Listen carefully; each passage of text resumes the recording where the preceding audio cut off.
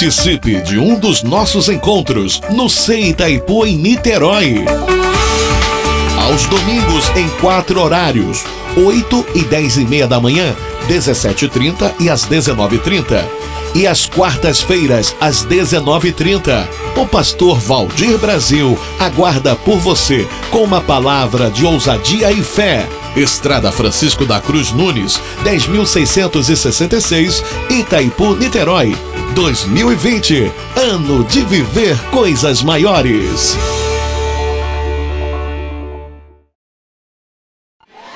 Rio Ambulâncias, uma excelente opção para transporte eletivo de pacientes entre hospitais, residências, clínicas e exames. Veículos novos com equipamentos completos para remoções complexas. Mais informações: 3620-3269. 3620-3269. Rio Ambulâncias, patrocinador oficial do Gerando Vencedores. Que a paz de Cristo invada o seu coração. Nós estamos direto do templo do CEI Itaipu em Niterói, e manhã de avivamento.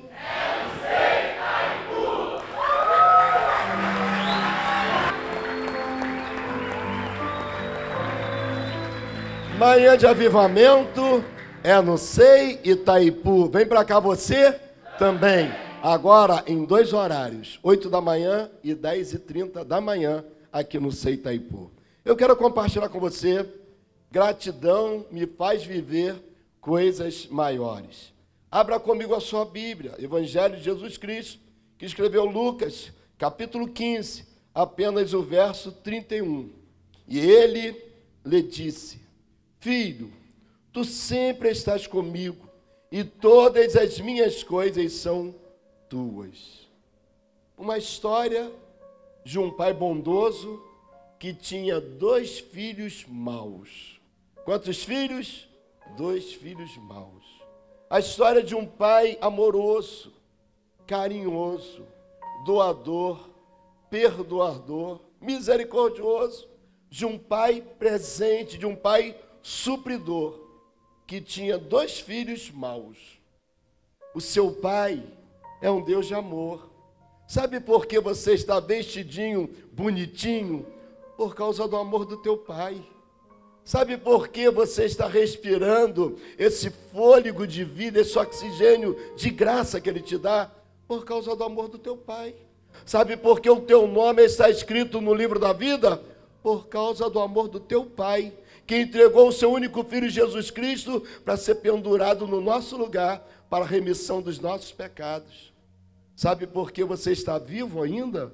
Por causa do amor do teu pai. E quantas das vezes a gente esquece de pelo menos dizer: Deus, muito obrigado. A gente dorme, a gente acorda, a gente coloca a roupa, a gente bebe o café, a gente vai trabalhar, a gente volta para casa, a gente janta, a gente dorme, a gente acorda, a gente dorme, a gente vai vivendo, Deus vai abençoando, e a gente não tem coragem de pelo menos dizer: Deus, muito obrigado. Tudo que acontece na sua vida é porque você tem um pai bondoso, você tem um pai maravilhoso, que cuida de você. E ainda que sejamos infiéis, todavia, ele permanece fiel, porque a natureza de um Deus que não pode negar a si mesmo, de um Deus que não volta atrás com a sua natureza. Deus é fiel. Um pai maravilhoso, que mesmo sem merecer, ele nos amou primeiro. Um pai tão lindo, tão bondoso, que cria situações favoráveis na nossa vida, só porque ele tem prazer de nos abençoar. Um Deus lindo, que não nos deixa sozinho, que cria sombra. E o Salmo 91 diz que aquele que habita no esconderijo do Altíssimo, a sombra do Onipotente descansará. Um Deus tão maravilhoso, que cria situações só para nos abençoar. Jesus conta a história de um pai bondoso.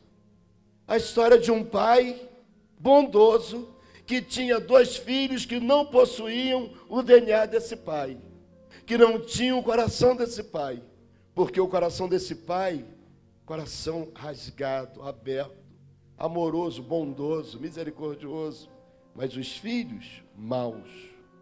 O mais moço queria antecipar o processo natural das coisas. O mais moço, ansioso, queria inverter as ordens das coisas normais. E o mais velho, apesar de filho, vivia como escravo. Morava na casa do pai, mas a casa não era a casa do pai. Parecia mais uma senzala, porque ele não entendia a filiação de um pai tão bondoso que ele tinha. O segundo filho não se alegrava com a alegria do irmão. Sabia que tem irmãos que não se alegram com a alegria do outro irmão?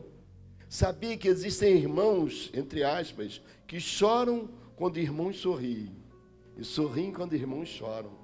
Que tem prazer de dizer, viu? Eu sabia! Ha, ha! E até costumo dizer, foi a mão de Deus. A mão de Deus é para te abençoar. A mão de Deus é para te amparar. A mão de Deus é para cuidar de você. A mão de Deus é para afastar os teus inimigos. A mão de Deus é para criar sombra sobre a tua vida, para que o sol escaldante não esmoreça você. A mão de Deus é para te proteger. E alguns não entendem isso. E até falam, viu? Bem feito. Eu sabia que isso ia acontecer. Ah, porque não conhece o Pai bondoso e amoroso, que mesmo sem merecer, nos ama de verdade e tem prazer de nos fazer feliz. Jesus conta essa história. Se a sua Bíblia está aberta ainda no Evangelho que escreveu Lucas, capítulo 15, eu gostaria até que você permanecesse com a Bíblia aberta, porque nós vamos ler até o último versículo desse capítulo 15. Verso 11 e 12 está escrito, e disse, quem disse? Jesus. Olha o que Jesus diz, um certo homem tinha 2 filhos. Quantos filhos? Quantos filhos?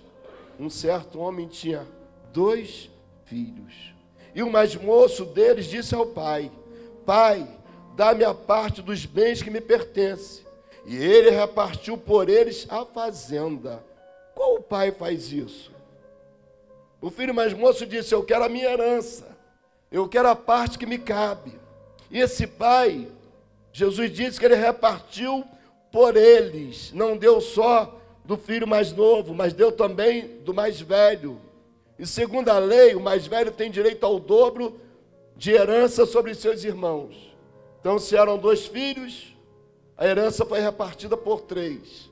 O mais velho levou 2/3 e o mais novo ficou com 1/3. Agora o pai estava vivo. Se ele estava vivo, não era hora de repartir herança. Porque eu fui para o doutor Google, né? Eu fui lá perguntar para esse senhor doutor Google, o que quer dizer herança? E eu li, ele me ensinou. Eu anotei para não esquecer. Herança, Valdir Brasil, quer dizer o patrimônio, incluindo bens, direitos e dívidas deixados por alguém em razão do seu falecimento. Ou seja, herança só tem validade depois que morre. Mas o filho mais novo, embora o pai estivesse vivo, ele já via seu pai morto. Você sabia que tem filhos assim? Que os pais estão vivos, mas ele já viu o pai morto. Ele falou, o pai vai morrer, eu vou ficar com esse apartamento. Esse carro dele eu vou torrar. Aquele dinheirinho da poupança dele, que está a vida toda juntando, eu vou acabar da noite para o dia. O pai está vivo, mas ele já está vendo o pai morto. Ele tem até pesadelos, eu ia falar sonhos, mas isso não é sonho, isso é pesadelo. E ele vê assim, saindo aquele féretro, aquele caixão, e aquele monte de coroa, e o olhinho dele vendo um monte de cifrão, falou assim, eu vou gastar tudo que o velho deixou. O pai está vivo, filhos que já mataram o pai. Agora você sabia que existem pais também, que os filhos estão vivos, mas eles já viram os pais mortos? Esqueceram. Ah, fulano morreu para mim. Esse pai, embora vivo, sabendo que não era a hora de repartir a fazenda, mas ele era tão bondoso, ele era um pai tão amoroso, que Jesus disse que ele repartiu por eles a fazenda. Esse filho novo, mais novo, tinha direito à herança? Sim ou não? Sim, ele tinha direito à herança, mas ainda não era a hora de ele tomar posse da herança. Esse pai disse sim para esse filho. Ele tinha direito à herança, mas não estava na hora da herança. Jesus continua contando a história, versos 13 e 14 de Lucas capítulo 15. E poucos dias depois, o filho mais novo, ajuntando tudo, partiu para uma terra longínqua. E ali desperdiçou os seus bens, vivendo dissolutamente. E havendo ele gastado tudo, houve naquela terra uma grande fome e começou a padecer necessidade. Saiu da casa do pai. E quem sai da casa do pai perde a provisão. Quem sai da casa do pai perde a unção, perde a proteção, perde a comunhão. Talvez esse menino, motivado pela meninice, motivado pelos seus sentimentos próprios, querendo viver a própria vida, pega aquele bolo de dinheiro e vai. E Jesus disse que ele gasta tudo e começa a padecer necessidade. Talvez ele quisesse a liberdade para viver a vida que ele queria longe do Pai. E todas as vezes que alguém quer viver a própria vida e esquece que a bondade e a misericórdia do Senhor nos seguem a cada dia, mas o dia que eu abandonar a casa do meu Pai, eu neutralizo a minha vida, a bênção de Deus sobre a minha vida. E não se esqueça, guarda isso no seu coração. Tem um que quer roubar você da presença do seu Pai. Tem um que não gosta de você, que não dorme, trabalha dia e noite para roubar a alegria do seu coração. O apóstolo disse que ele vive ao derredor, procurando a quem possa tragar, porque ele é mau, ele é perverso, ele não é feliz porque você é feliz, ele não tem alegria porque você vive alegria, ele vive exatamente torcendo o contrário, para tirar proteção da sua vida, porque enquanto você está protegido, ele não pode tocar em você. É como a história daquele pintinho que resolveu viver liberdade, quis sair debaixo das asas da mamãe galinha, e o gavião rondando por cima, calculou e disse, se ele se afasta mais um pouquinho, como eu vou rasante, eu vou pegá-lo antes que ele corra para debaixo das asas da mãe. E o pintinho, inocentemente, sai de perto da mãe, o gavião perverso, com um voo já estratégico, vem e pega o pintinho, e ele não tem tempo de escapar. Mas eu vim aqui profetizar nesta hora, que você vai continuar escondido debaixo das asas do Todo-Poderoso, que mal nenhum vai chegar na sua casa, porque o Senhor já deu ordem a anjos a teu respeito para te guardar em todos os teus caminhos.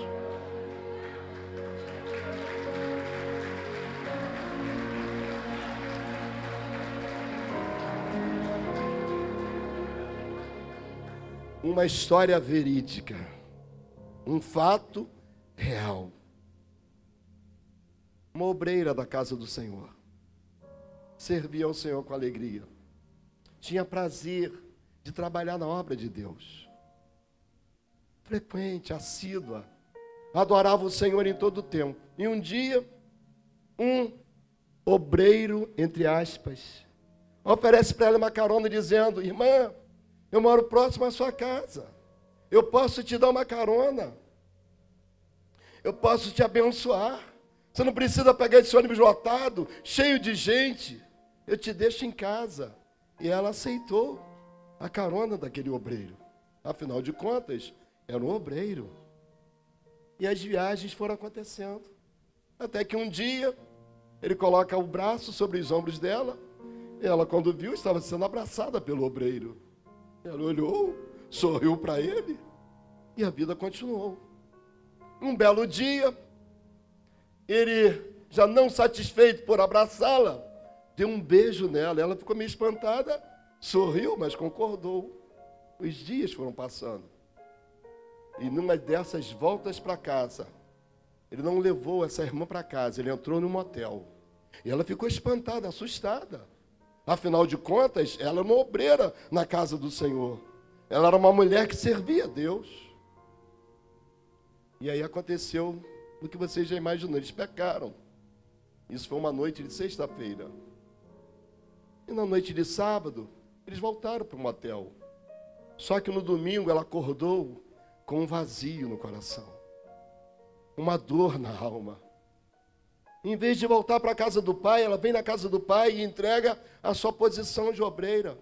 E diz, a partir de hoje, eu não sou mais obreira nessa casa. E ela se afastou.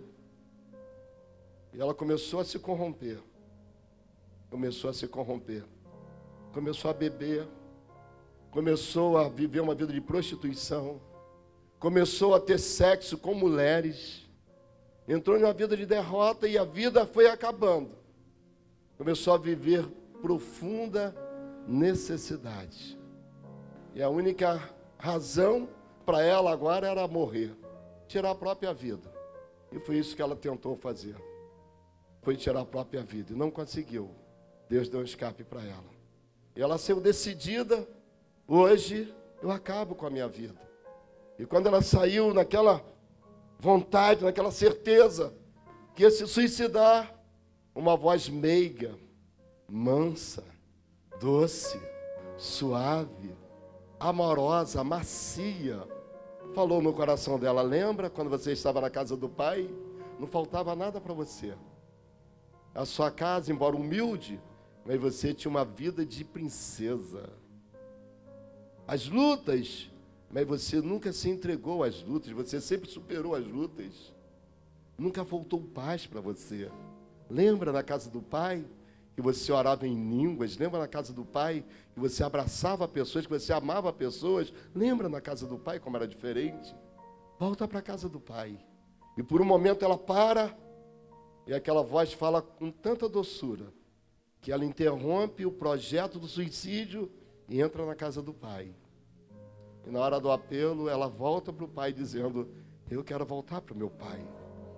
E quando foram orar por aquela mulher, o demônio se manifestou no corpo dela, dizendo, com gargalhada, dizendo, hoje eu vim para matá-la, hoje eu vou acabar com ela. E o pastor disse, o sangue de Jesus te repreenda. Quem é você? E o demônio se identificou dizendo, eu sou Pombagira, a mãe rainha, que entrei na vida dela para destruir todas as áreas da vida dela. Eu destruí a vida financeira dela. Eu destruí a vida amorosa dela. E aquele demônio começou a declarar o que fez na vida daquela mulher. Aquele obreiro, aquele nunca teve Deus no coração. Ela queria vencer, mas aquele foi para lá para derrubá-la. Ela abortou um filho e começou a acusar aquela mulher. Ela abortou um filho, ela teve relações com outras mulheres, ela se embriagou, ela desceu na profunda depressão, ela sente dores no corpo todo, porque eu trouxe outros comigo para destruir a vida dela, e começou a dizer o nome dos outros demônios que entraram na vida daquela mulher.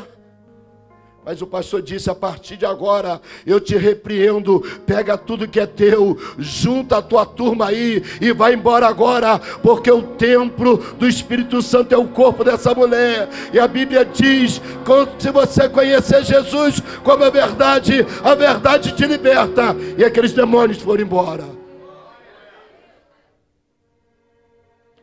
Quem sai da casa do Pai, abre legalidade. E ele vem, como dizia minha mãezinha, de sapatinho de algodão. Só precisa de uma brecha. E destrói todas as áreas. Era isso que estava acontecendo na vida desse menino. Jesus disse que ele estava vivendo profunda miséria. Pegou o dinheiro da casa do pai, que era um dinheiro sagrado, e gastou com orgia, com prostituição, com lascívia, com coisas que trouxeram para a vida desse moço derrota, e ele foi ao fundo do poço. Jesus continua a história desse menino no verso 16 dizendo, e desejava encher o seu estômago com as bolotas que os porcos comiam, e ninguém lhe dava nada. Ele tinha vontade de comer o que o porco comia, mas não tinha autorização. Imagina o estado miserável de um menino que tinha fartura, que tinha roupa lavada, que tinha o carinho do pai, que tinha a proteção do pai, que não faltava nada, mas enganado pela mente, porque o ladrão que veio para roubar e roubou o intelecto dele e fez aquele menino mergulhar em um poço sem volta, em um poço profundo do abismo. E ele não tinha nem o que comer. gastou de forma errada o dinheiro que era do pai. Jogou fora o que era a bênção de Deus. Sabia que existem pessoas que pegam o dinheiro que Deus deu e jogam fora? Porque tudo que você tem foi Deus que te deu. Não digas que foi a força do teu braço que te adquiriu riqueza. Antes, lembra-te do Senhor, que é Ele que te dá poder para adquirir riquezas. Antes, lembra-te do Senhor, que é Ele que te dá saúde, que é Ele que abre portas, que é Ele que cria situações na sua vida, que é Ele que faz da noite para o dia o milagre acontecer. Quantas pessoas dormem em dificuldade e acordam vivendo milagre, porque Deus é provedor, Deus é supridor, Deus é abençoador, Deus é galardoador, Deus é fiel. Aleluia, aleluia. Sabia que um dia os filhos de Israel pegaram o ouro, que era o ouro que Deus tinha um propósito, que era um ouro para a edificação do templo, do tabernáculo do Senhor, e usaram o ouro de Deus para coisas erradas, como esse menino que pega o dinheiro do pai, do suor, do sacrifício, o dinheiro bom, para investir em coisas ruins. Um dia Deus faz uma promessa para Abraão, e Deus diz: Abraão, a tua descendência um dia vai se tornar escrava. Mas lembra-se, Abraão, a aliança que eu faço com você é que um dia eu arrancarei os filhos de Israel da terra da servidão, e quando eles saírem de lá, eles sairão saudáveis, eles sairão ricos, e eles sairão fortes. E um dia Deus chama Moisés e fala: Moisés, eu ouvi o clamor do meu povo, eu vi o sofrimento do meu povo, e eu desci para libertar o meu povo das garras de Faraó. E a Bíblia diz que quando eles estavam saindo do Egito, da terra da servidão, Deus deu graça aos filhos de Israel, e os egípcios entregaram todo o ouro, toda a prata e toda a veste preciosa. Deus deu graça. Foi Deus que fez essa transferência. Foi Deus que moveu o coração daqueles egípcios para liberar riqueza para aquele povo. E Deus faz isso. Eu quero profetizar que Deus vai fazer uma transferência de riqueza para você.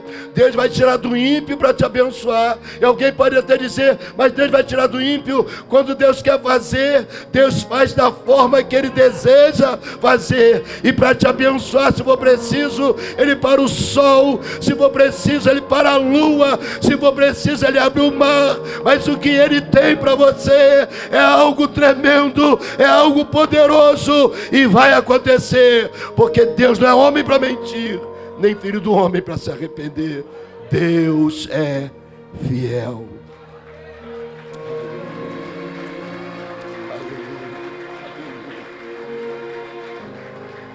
O Salmo 105, o verso 37 diz: e tirou-os para fora com prata e ouro, e entre as suas tribos não houve um só fraco. O que o salmista está dizendo? O povo de Deus, quando saiu da terra da escravidão, eles saíram ricos, levaram todo o ouro, levaram toda a prata, e não havia um sequer fraco, porque o que Deus falou com Abraão, Deus cumpriu naquele dia. Eles saíram, levando a riqueza do Egito. Só que Deus tinha um propósito com aquele ouro. E um dia, Moisés estava na presença do Senhor no monte. E eles, imaginando pela mente humana, falaram com Arão: Arão, esse tal Moisés, que nos tirou do Egito, há muito tempo que ele não aparece aqui, com certeza ele já morreu. Vamos criar um Deus que seja o nosso Deus, que esteja na nossa frente. Êxodo 32, versos 2 até o 4, está escrito: e Arão lhes disse: arrancai os pendentes de ouro que estão nas orelhas de vossas mulheres, de vossos filhos e de vossas filhas, e trazei-nos. Então todo o povo, vou repetir para você, todo o povo, arrancou os pendentes de ouro que estava nas suas orelhas, e eles trouxeram a Arão, e ele os tomou das suas mãos, e trabalhando o ouro com um buril, e fez dele um bezerro de fundição. Então disseram: este é o teu Deus, ó Israel, que te tirou da terra do Egito. Agora imagina que povo ignorante, que pega a bênção do Senhor para criar maldição. Irmãos, todas as vezes que alguém usa o que é sagrado para propósitos errados, ira o coração de Deus, provoca a ira no coração de Deus, e Deus ficou indignado, Deus ficou irado. Por causa dessas coisas, a ira de Deus se volta contra homens. Por causa dessas coisas, Deus fica irritado. Eles pegaram o que era do templo, o que era do tabernáculo, o que Deus confiou na mão deles com um propósito. E eles se corromperam, dizendo: agora o nosso Deus será esse bezerro de ouro.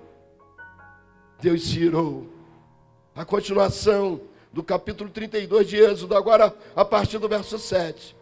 Então disse o Senhor a Moisés: vai, desce, porque o teu povo, que fizeste subir do Egito, se tem corrompido, e depressa se tem desviado do caminho que eu lhes tinha ordenado. Ou seja, Deus tinha criado um caminho, e eles se desviaram do caminho do Senhor. Eles fizeram para si um bezerro de fundição, e perante ele se inclinaram, e ofereceram-lhe sacrifícios, e disseram: este é o teu Deus, ó Israel, que te tirou da terra do Egito. Disse mais o Senhor a Moisés: tenho visto este povo, e este que é povo de dura cerviz. Agora, pois, deixa-me, para que o meu furor se acenda contra ele, e os consuma, e eu farei de ti uma grande nação. Filhos desviados do caminho do Pai arrumam maldição para a sua própria vida. Deus disse: até quando esse povo? O povo de dura cerviz, que pega o que é um propósito do meu coração para fazer coisas erradas. Assim era a vida desse menino, que pega o dinheiro do pai, que era um dinheiro santo, que era um dinheiro abençoado, para criar um caminho de morte para a própria vida. Assim como essa obreira que eu falei, que um dia, quando a morte estava chegando, a mente volta a funcionar, e caindo em si, e voltando ao intelecto, ela reconhece e diz: eu preciso voltar para a casa do Pai. E quando ela volta para a casa do Pai, tudo muda, a bênção volta, a alegria do Espírito Santo invade outra vez, porque quando alguém volta para a casa do Pai, o Pai tem prazer de devolver de uma proporção maior, porque o Pai tem alegria de abençoar mesmo o filho que joga tudo fora, porque Ele é um Pai bondoso, Ele é um Pai amoroso. E foi isso que aconteceu com esse menino. A partir do verso 17, Jesus diz: e tornando em si e voltando à sua memória, disse: quantos jornaleiros de meu pai têm abundância de pão, e eu aqui pereço de fome. Levantar-me-ei, irei ter com meu pai e dir-lhe-ei: Pai, pequei contra o céu e perante ti. Já não sou digno de ser chamado teu filho. Faze-me como um dos teus jornaleiros. Jornaleiro naquela ocasião seria freelance. E ele disse: eu não preciso ser teu empregado. Você não precisa assinar minha carteira. Você não precisa depositar o FGTS. Você não precisa pagar o INSS. Você não precisa me dar 13º nem férias.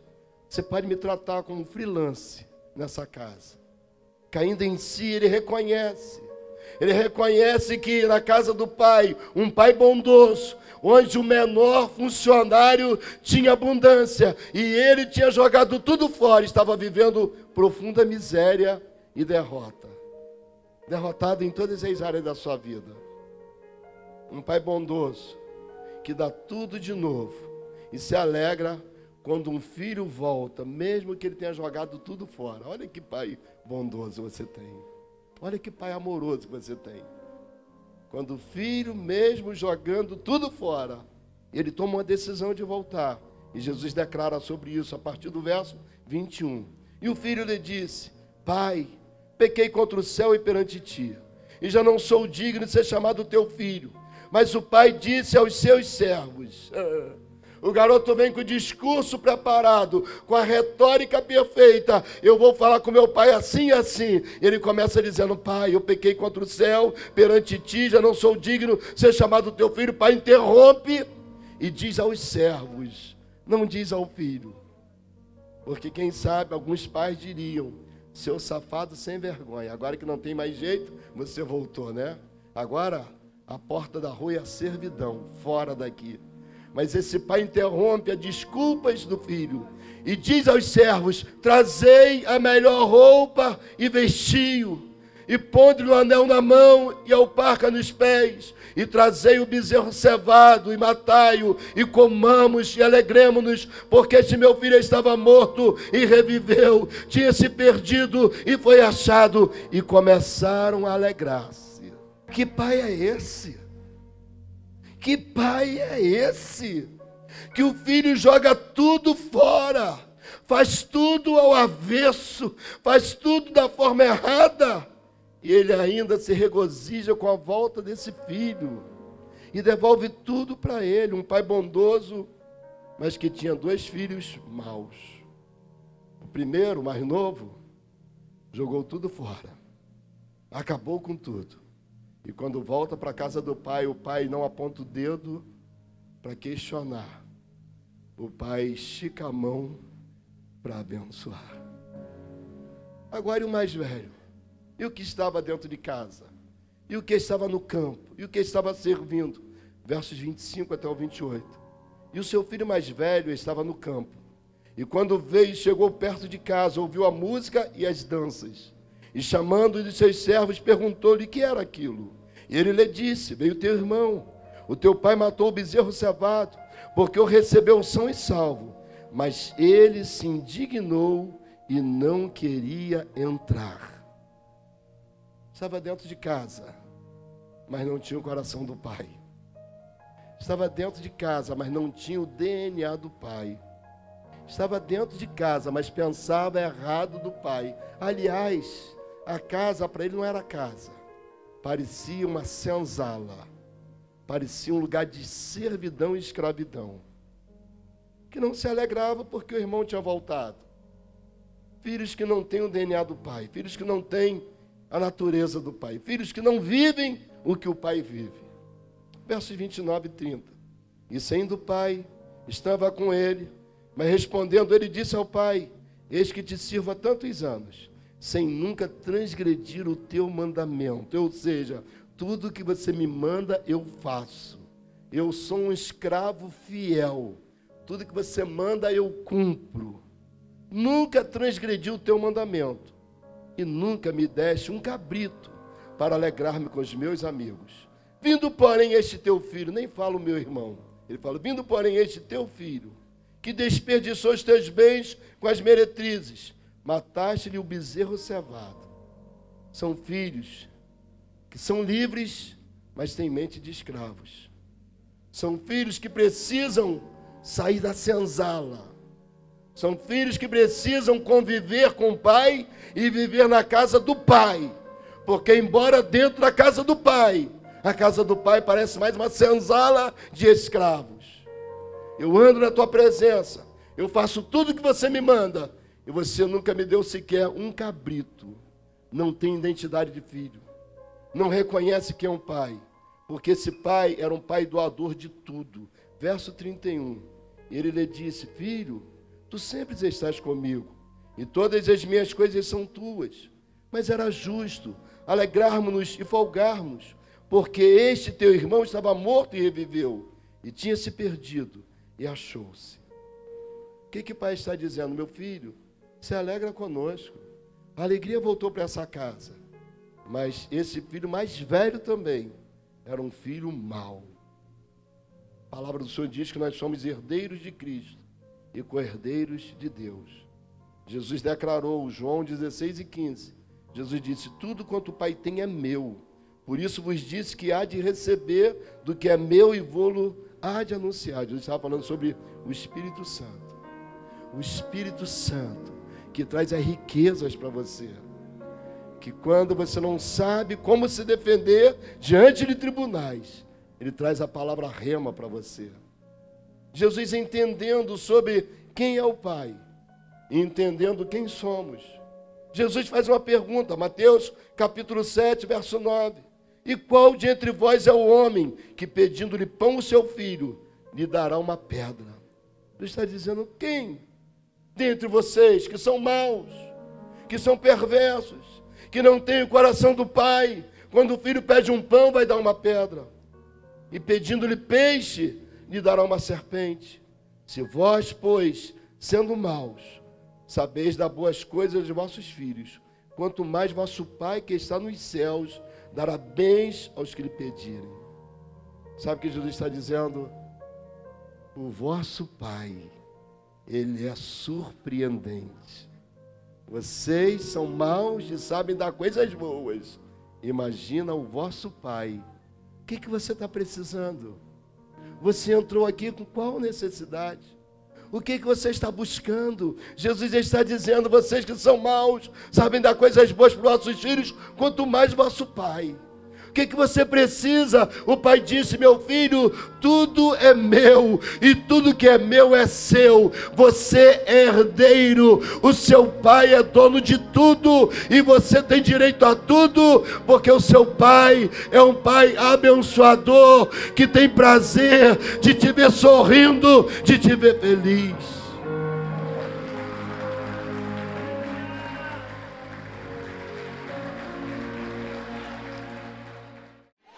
Rio Ambulâncias, uma excelente opção para transporte eletivo de pacientes entre hospitais, residências, clínicas e exames. Veículos novos com equipamentos completos para remoções complexas. Mais informações: 3620-3269. 3620-3269. Rio Ambulâncias, patrocinador oficial do Gerando Vencedores.